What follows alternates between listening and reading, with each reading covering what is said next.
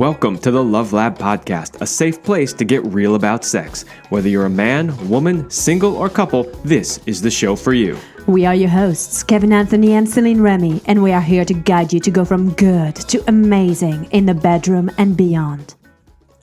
All right, welcome back to the Love Lab Podcast. This is episode 143, and it is titled, Why People Pleasing is Hurting You. People pleasing. Yeah, this is another, every once in a while we come up with a subject and I go, how have we not covered this before? And I say that because it's so common and it's something that comes up when we do couples coaching a lot. There's almost always one person out of the couple that's in this sort of people pleasing role. And you know, some people go, well, what's wrong with that? But we'll get into that as we go. There are some pretty big potential downsides to that. And I think as we go through, you know, what do we really mean when we say people pleasing? Why is it not necessarily good? How can we avoid it? We'll also talk about like, what are some healthier ways to be in the relationship rather than being stuck in that people-pleasing role. So we do have a special guest today who is an expert on this, who's going to... She's a professional ex-people-pleaser. Yeah, exactly. Who now helps people get over people-pleasing. So we're going to dive into all of that, and I think it's going to be really interesting. So before we get started, let's give a big shout out to our sponsors, Power and Mastery. So if you want to join the secret club of men who are great in bed, then check out Power and Mastery at powerandmastery.com. It is the most complete sexual mastery training for men. Whether you want to have harder erections, last longer, or increase your sexual skills, there is something for you at powerandmastery.com. So go check it out. You want to be that man. You do. So our guest today is Morgan Doman. She is a life and clarity coach. She helps struggling people pleasers gain clarity and confidence to grow into inspired leaders and entrepreneurs. She has years of experience in the nonprofit sector, which has given her a deep-rooted knowledge of how to combine business with values.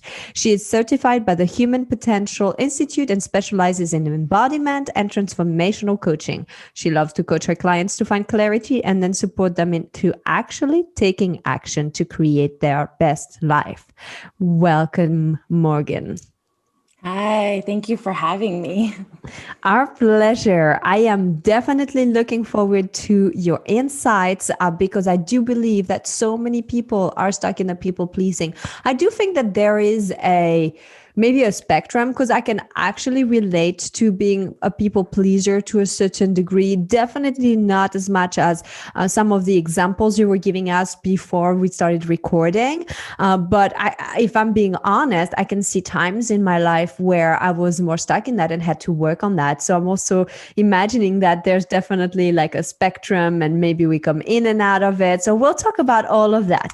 So how about we start at the beginning? Yeah, we got to go back to the beginning because we need to establish how and why you are an expert in this people pleasing. So question number one is, you told us in the pre-interview that you used to be a people pleaser. So what we were curious about was, what did that look like for you? How did that show up in your life?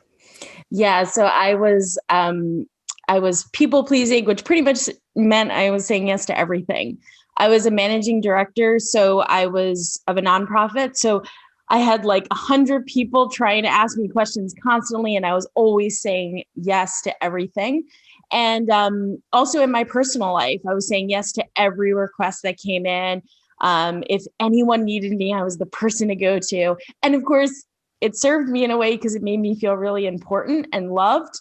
However, it totally burnt me out physically, mentally, emotionally, to a point where like I didn't even know who I was. What did I like to do? I didn't even know because I was just saying yes to everything else. And I had really no energy for what I wanted to do with my life. I had no energy for working out in the way I wanted to, even little things like that. But it was just causing so much drain on everything. And so essentially I just burnt out hardcore. I got super sick about 2 years ago, and it's been a recovery ever since.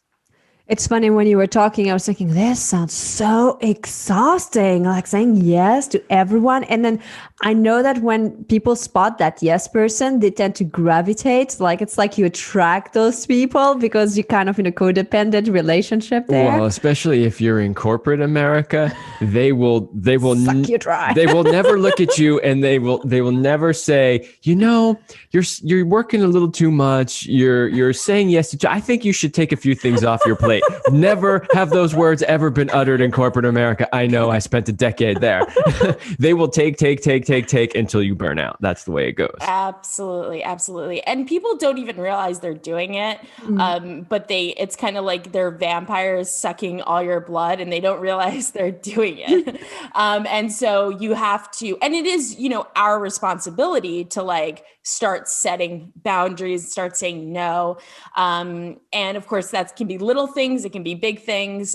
Doing it at work is very hard because like, the fear of being fired.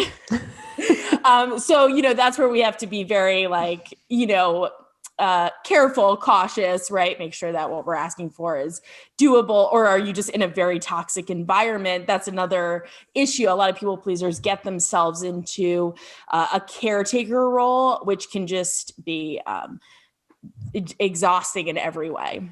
Yeah. So you're leading us into our next question, which is how boundaries come into play. And you already kind of alluded to that in the work world, this can be quite challenging. I know from my personal experience that when I have set boundaries in corporate, it generally didn't go well with management, right? You become sort of the problem child. You become the person who's not the team player, right? You become the one that's always a struggle to get them to do whatever. When in reality, all you're trying to do is manage your own energy level and not burn out so that you can keep doing what you need to do. But it's not always viewed that way. So I'm just curious what your take on boundaries is, but not just in the workplace, but also, boundaries in your relationships and all the other aspects of your life where you're saying yes, but you really should be setting some boundaries. Yeah, I mean, I always suggest start with easier things, right? Than like your work boundaries. Like start like gradient, maybe just start saying no to the date with your friend that you can't stand or something like that. Just start with like little things. But as you get more experience with boundary setting, what actually has to happen too is you have to understand the needs of the other person involved. It doesn't mean you cater to them, but you do like, that's why with relationship boundaries, it can't just be, well, sometimes it should be just like, you need to stop doing this. But sometimes it's more of a negotiation. It's more of a, this really bothers me. I don't like this for this reason. What is your need on the other side? And you can apply that also to like your boss, right? What's your need from me? And this is a big thing. Like a lot of times when we get jobs, the job description has nothing to do with what we're actually doing at our work. So it is important, I think, to check in with your boss and say, okay, so what are the expectations of me, right? Like what do you need from me on a daily, weekly basis? And then from that piece of information, I think and this is a little bit of a privileged thing to say, so I just want to say that right up front, but you do have to decide at some point whether you want to continue that lifestyle or you want to become an entrepreneur and create a lifestyle, or just, pivot into another field and create a lifestyle that really works for you. That's what happened with me, and tends to be a lot of my clients are like, we try to set boundaries at work and then they're like, to hell with it. I'm just going to start my own business. And I'm like, sounds good. That's always my favorite, call to get when and they're like, that's it. I'm done. Let's go. And I'm like, great. So it does happen. So, yeah. So I want to dive into this people pleasing in ways that it shows up. And I think that I want to talk about something in particular that we talked in our pre-interview, where you were talking about people pleasing shows up in women in different ways and also around sexuality. And, because we're the Love Lab, we love to talk about this subject. And I think it's something that's not often talked about. I think people can relate to like, oh yeah, the work or the friends, but let's talk about some very deep ways that they can show up when you allow sex to happen to you because you don't say no, or you want to please somebody else. And can you explain more what that means? And if you have some experience with that or examples that you want to share, that would be super helpful. Absolutely. And this is really, really common for people pleasers. It tends to be the the kind of the last thing I hear about, it's wrapped in shame. And so I have to bring it up with clients, very kind of, with a lot of understanding, because I myself have gone through this. But what can happen is we don't say no, we don't ask for what we want, and things happen to us, like you were saying, that really break a boundary. And when we're breaking that kind of physical boundary, it can have very traumatizing effects, even if we don't see it that way, right? And it's also really, really traumatizing for the other side as well. Like if you think someone is consenting because they've said yes, or they haven't really said no, and then you as a man or just as a partner kind of penetrate, that's energetically going to it causes so much subconscious harm that it's definitely something that takes a long time to unpack. And especially in our culture, I grew up in a culture where like you wanted to lose your virginity as quickly as possible. So you were like, you didn't even understand what you were doing. You were just like, let's get this over with, on both sides. So you were saying yes, but you didn't really want to, but so it started really from the beginning. And yeah, I hope that answered the question.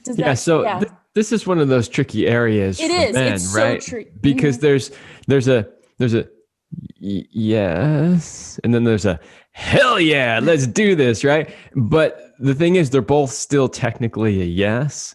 And where guys get into tricky situations is, but she said yes. She's been saying yes all this time. Now, granted, yes, he should learn to be able to tell the difference between yes and like, yeah, I can't wait for this, right? Yes, he should learn that. And on the other end, women should learn that yes actually means no, or it means maybe I'm not sure, which still means no. Yeah. Right. Mm-hmm. So that can be very challenging, I think, for men to navigate. Exactly. But it puts a lot of pressure on them too, where I think if the women could get better at setting their boundaries, that would be very helpful for both sides. Yeah. And I think as well, when it's interesting where, you're waiting for the yes or the no, but like, why can't we just have a discussion? It's like so interesting. You're like, there's no time that's not communicated. Like the time before you have sex with someone, especially the first time, there's no communication about it in our culture. It's like, we're like shut down almost because you're so, like aware of each other, like physically, that we forget that, we can open our mouths and say, I really do want to have sex, but I'm concerned, like, or I'm nervous, like I'm so nervous right now. Let's do some foreplay before we get into it or something like that, there's just so much. It's like, let's open our mouths, but it's so hard. It's so hard to do that. It's about communication, but it's difficult. Yeah, it can be. And one thing I'll say to the men listening is that it's in your best interest to err on the side of caution, right? And if you do that, actually, not only will you not end up in a bad situation where she accuses you of something, you'll actually end up being seen as even better than before. Like, I'll give you a perfect example of that. There was a woman, this goes back quite a few years, but there was a woman that we obviously had sexual attraction, and, we had spent some time together here and there. And so one night she's over and we're kind of just fooling around on the bed, and she's naked. I'm on top of her. It's about to go to sex. And I could feel something. I could feel there was a hesitation there. And so I just looked at her. I said, are you sure that you're ready to do this? And she kind of said yes. And I just said, no, I don't think now's the right time. And we never actually ended up having sex ever, but we remained really good friends. And she actually then later in life, a few years later, started calling me and asking me for support in like her relationships and stuff, because she trusted me. Because in that moment, there was just a trust that was built. There was like, oh, wow, okay, he's safe. I can trust him kind of thing. And so the advice to the men is, if you're not sure, err on the side of caution. You have nothing to lose and only things to gain, because she's going to feel safe around you and be able to open up more and trust you, rather than just go, well, it's close enough to a yes, let's just go. Yeah. And this is where like the people pleasing is so important. Like, I'm sure I've been in that situation, where I'm like, yeah, because you're so used to saying yes in everything in your life. But the thing is when someone's violating you like that, and you yet said yes, and yet they violated you, it's still so upsetting, and it will end the attraction, right? So it's so important. And sex is probably one of the hardest things to set boundaries around because of how vulnerable you are. So I definitely suggest like start in other easier places. But yeah, it's definitely interesting. And also I think when you're single too, part of you is like, yeah, I want to have sex. And the other part of you is like, so it's like your body and your mind are at war. Yeah. So I know that people pleasing, like we've been talking a lot about the women here, but it doesn't just show up for the women. Men can also end up in people pleasing mode. And, I've seen that with some of my clients. I've seen that in past relationship where I think there's a deep need to be loved. So they're going to make her happy, but like pleasing her so much. And I know that you had mentioned to us that men who have recently become dads become people pleasers, which affects the polarity in the relationship. So tell us more about your experience on the other side from the men and changes in their life that can create that situation. Yeah, I think there's a lot of interesting points here. First off, like people pleasing tends to come from a parent wound, and so for men it tends to come from their mother wound, and for women it tends to come from their father wound, right? Like you're always trying to please the men in your life if you didn't feel like you were loved by your dad. But for men, it's interesting because when they become a father, like women, I think intuitively, because of the way our bodies work, we kind of fall into the parenthood. We tend to fall into it a little bit easier. But often what happens is there becomes this like moms no longer have boundaries with their kids. And so there's like, it's interesting. There's so many dynamics that can happen, but the dad starts to relate to their wife as a mother. And so it opens up that mother wound, and boom, right? He's people pleasing because he's trying to please his mother, and it's really his wife on the other side. So it becomes this like very, I'm sure you guys have worked a lot with this, with how like parent wounds affect relationships. So it's the same with people pleasing, and it's all about going back and understanding, okay, why am I doing this? Why do I feel that need? And it's almost always something in your relationship with your parents. So yeah. Ooh, I can't wait to dive into some of the what to do and how to know if you're stuck in there, which we are about to get into. But first, we're going to do a short sponsors break. And today, we are inviting you, all the couples listening, to work with us. So if you are a committed couple who is stuck in a rut and just going through the daily motions instead of connecting the way you used to, and you're tired of stale, mechanical sex that lacks spontaneity and fun, and you don't want to live a life of average, then Kevin and I would like to invite you to join our highly sexed Power Couple Platinum program. So give us 90 days and we will help you bring the passion back between the sheets and be synced up sexually so that you can thrive with more purpose and passion in life. So if that's you and you want some support from Kevin and I and want to work with us, go to CelineRemy.com/passion. It's CelineRemy.com/passion. Do it. You want to do it. Oh, yeah. You need the support.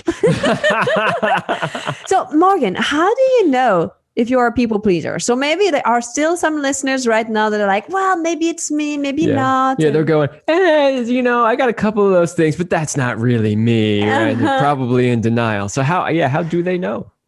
Well, are you overbooked? That's a really easy one, right? Like, is your calendar out of control? You're overbooked. You double book yourself. That's tends to be like a huge one. Oh, Kevin.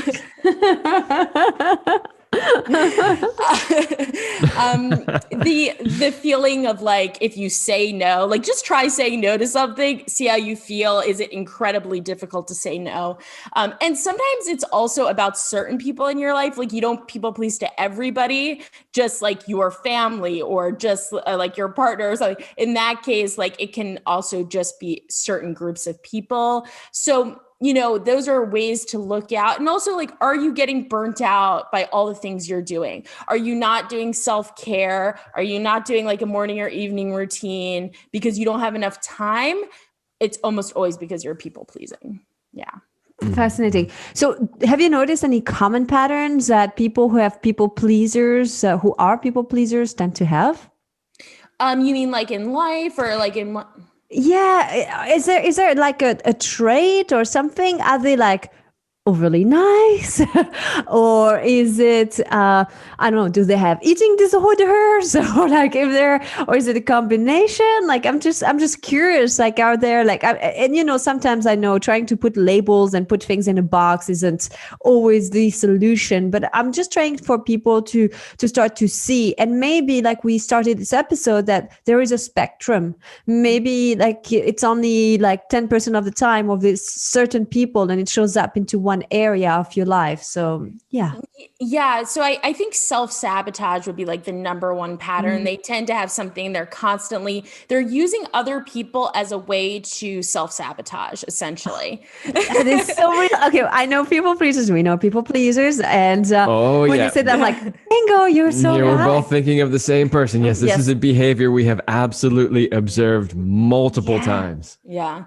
So it's definitely something we need to like, we need to just start making time for ourselves. And, I work with a lot of mothers because making time for yourself is a different game when you're a mother. So, it's about finding 5 minutes at first, don't try to do the hour morning routine. Like it's not going to work. Just start with 5 minutes in the morning or in the evening to really come to yourself. And most people pleasers are like really terrified of just being with themselves. They are terrified of being alone.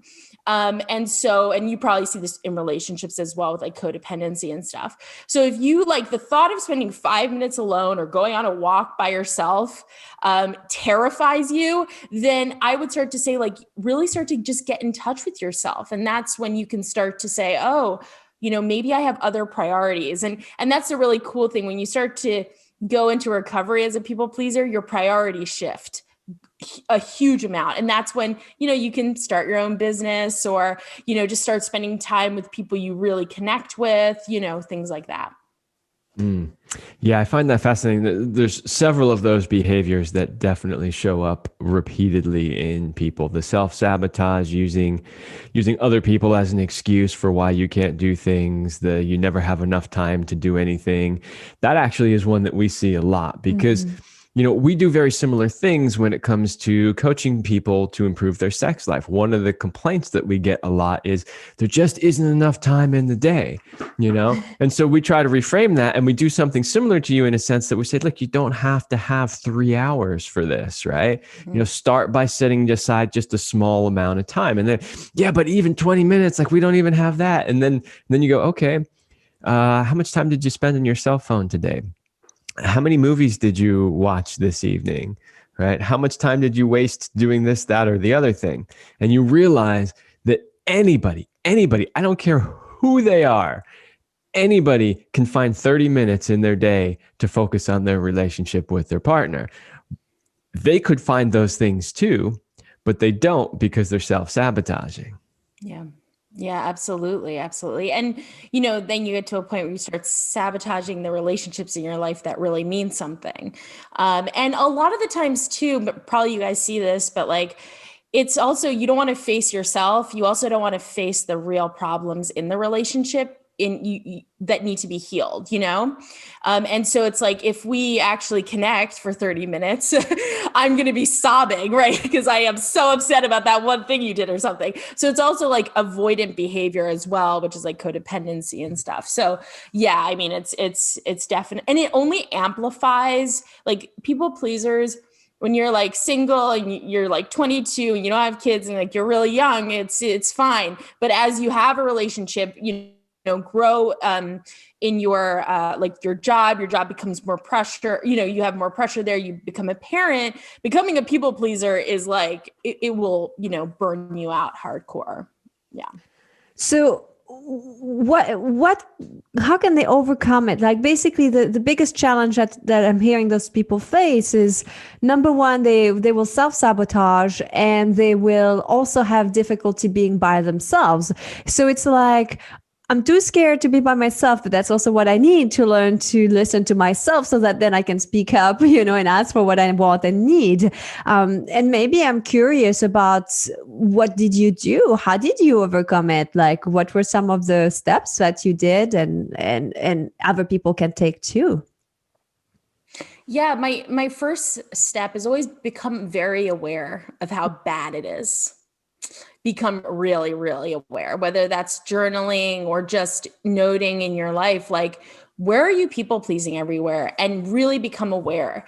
And then from that awareness, you need to, that it is hard. 5 minutes of self-care every day, whatever that is for you, but that'll really just help you start to get in touch with yourself. And then the healing process can begin, whether it's with a coach or a therapist or a healer or whatever, but you need that 5 minutes just to start seeing what's really, really going on.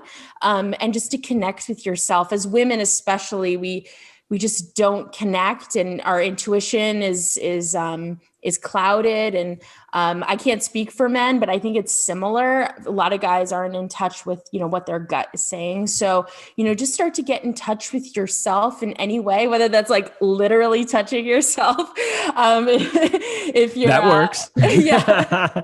Great stress reliever. Or just like meditating or journaling or whatever it is for you, but just 5 minutes where you connect with you. And then from there, it's going to start to get easier. This is kind of a tricky question, but do you have any advice for somebody who isn't aware that they're stuck in the people-pleasing mode? Oh, well, if you're overly saying things like, I don't have enough time, you're blaming other people for your problems.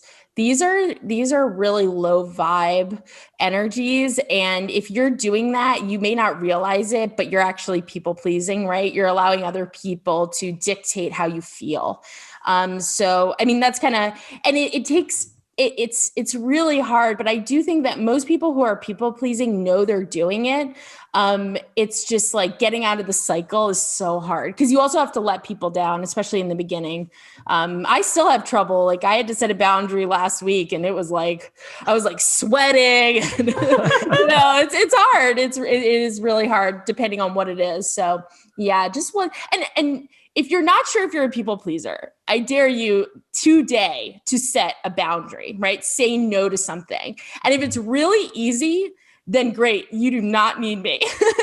If it's really hard and you're sweating, you're like, I can't do this, your mind is thinking of every reason not to do it, then you probably are a people pleaser. Yeah. I think some people are addicted to what they get. Like the people pleasing gives you a form of love that you are craving, that you're not giving to yourself, and that you may not have received while growing up. And what I do see is that some people will rather stick to the story and the identification of, I can't do this because my mother abused me, or I had this with my parents, or this happened in my childhood, whatever story, that basically becomes an excuse to why they can't be who they want to be in life. Yeah, I would add to that too something that you said at the beginning, which is that the people pleasing gives people a sense of feeling important. Mm-hmm. So it could be what you were just explaining, and or the whole, like, I feel important because I'm doing this. Mm-hmm. Yeah, it's a very common trait, because they're in the caregiver archetype and they're stuck there, right? It's the only way they feel any validation from the world around them is by caring overly for people. And, I even see this with like finances, right? People like gift too much. And they're draining their own bank accounts. the classic one is when I hear about women, spending $500 on their friend's wedding, but when they're on a call with me for coaching, they're like, I don't have the money. You're like, wait, what? But you just spent like so much money on someone else's wedding, like not even your own. It's definitely like, that's, I say to my friends all the time, you don't have to say yes to things, like actually take a beat and think about whether you can do it. Not just, by the way, it's not just about your time and energy. It's about all your resources, which includes money and time, of course. So yeah, it's really important. Yeah, if you're willing to spend those resources on somebody else but not yourself, you really need to look into some self-love, because that's really what it comes down to. It's self-worth and self-love. Mm-hmm. You don't value yourself enough, and you value other people more than you. Yeah, absolutely. And I don't know if you guys see this, you probably do, but like I see a lot of women kind of giving their sexual energy to their partner and then never self-pleasuring at all. And that like gets thrown out the window. Do you find, I see that with a lot of my clients who are people pleasers. I don't know if that's... Yeah, I mean, we can see some of that dynamic, whether it's the woman or we've seen it reverse to where it's the man, where one partner just tags along, but it's true, doesn't have that self-connection, and that becomes the source of why their sex life isn't that great, because unless you really know yourself, know what you want, and feel comfortable, then you won't get to those higher levels that sexuality and intimacy can go to if you feel more comfortable. Yeah, and I think in relation to that, what we see more than somebody just saying, well, I'm not going to pleasure myself anymore because I have to pleasure the other person. It tends to be like, I shouldn't be pleasuring myself because I should be giving all of that to them. Yeah. That's where we see that a little bit more. It's not so much that I'm too tired, like I want to, that's the thing. They're often not in a place where they go, well, I want to pleasure myself, but I just can't because I'm too tired or I'm too big. Usually it's more like I shouldn't be masturbating because I should be giving all that energy to him or her or whatever. Yeah. I think that's how we see it a little bit more often. Yeah. And that's actually a really good indicator is whenever there's a should, right? I should do something, a red flag on the field for that, because it's like, and I think a lot of people get into this trap of like, oh, I should get a corporate job. I should do that out of college. Right. But also you're not happy. So should you be happy? I don't know, so it's like, that's a really good word to kind of like, if you hear that, it's a red flag. Mm-hmm. Yeah. So tell us, Morgan, what steps can our listeners take right now if they've identified with being a self-pleaser? I mean, of course, there's working with you. But do you have any, like maybe a first step that they could take right away? Yeah, my first step is always, like I was saying earlier, self-care. And I really suggest you either make it a morning or an evening routine, just 5-10 minutes. And don't let anyone judge what you're doing. I mean, obviously you can like go look up great things to do for your morning and evening routines, but whatever like really fills you up, try and avoid screens if you can. But, what do you like to do? Is it just sit and meditate or journal or, knit, read? What is it that you love to do? And just take 5 minutes a day and start getting into that habit. And what you're doing a few things. First of all, when you make that promise to yourself and you really uphold it, you're going to start breaking the self-sabotaging habits, which is vital as a people pleaser. Also, you have to set a boundary around that 5 minutes. And that's a really good practice as well. Whether you need to tell your spouse or your partner, nope, I need this time alone. That could be it. Maybe just simply like turning your phone off for that 5 minutes so no one can contact you. Parents, I always say, do it when the kids are asleep or taking a nap. Just start there. Like just start with a promise to yourself and it'll bring up a lot. So have a journal nearby to like journal as much as you can. And you did talk about it's just like, it's just doing it, even if it's uncomfortable. When you said that you set a boundary last week and you were sweating, and I know for myself, it was the same thing. I was rehearsing a lot of the things in my head or in front of a mirror, what I would want to say to the person. And I'm not going to lie, when I was in front of a person, I'd be like sweating and like heart racing. But the thing is, what you see is the more you do those things, the easier it becomes. And it's despite the fear. You set a goal, and it doesn't matter if you're not going to do it perfectly. The fact that you're willing to take a stand for yourself and take a step forward is, I think, like more than half of the battle that's already like won. Absolutely. Absolutely. And when you put yourself first and you kind of stand in that, you start to increase your self-worth. And when you're starting to increase your self-worth, then all of a sudden things become so much more, everything becomes possible. Things get clearer, like you get more clarity in your life when you're feeling really good about yourself. Ooh, these are wonderful things to look forward to. So we have always our last question, but before we get to our juicy last question, tell our listeners where they can find more of you. And I know you have also a special gift, a free ebook that you have for our listeners, People Pleaser to Confident Leader, 10 Ways to Grow from Low Self-Worth and People Pleasing to Confident and Inspired Leader. And the link will be in the description below, but please tell us listeners. Yeah, so the best thing to do is just like follow me on Instagram at morgan.doman, and I will definitely answer you. I love to connect there, and also my website as well. If you want to see how you can work with me, that's also a really good place to find me. morgandoman.com. Awesome. Yes. Wonderful. And of course, the link will be in the show notes, so you don't have to figure out how to spell Morgan Doman. It's really easy.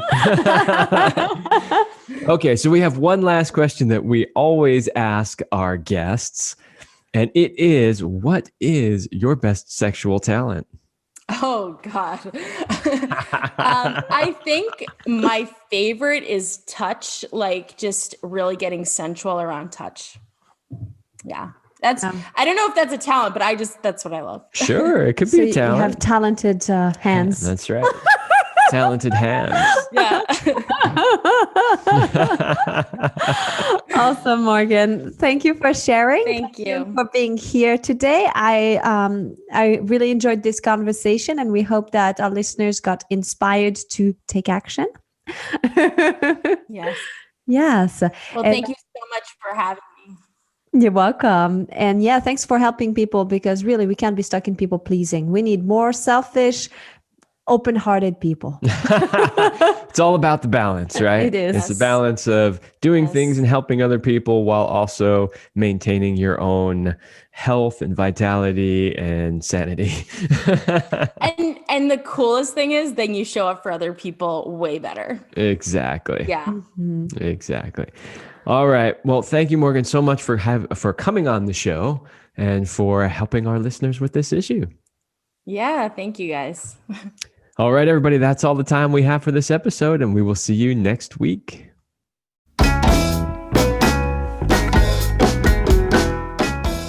We hope you liked this episode of the Love Lab podcast. If you enjoy this show, subscribe, leave us a review, and share it with your friends. And for more free, exclusive content, join us in the Passion Vault at CelineRemy.com/vault. That's CelineRemy.com/vault. Thanks for listening. And remember, you're amazing.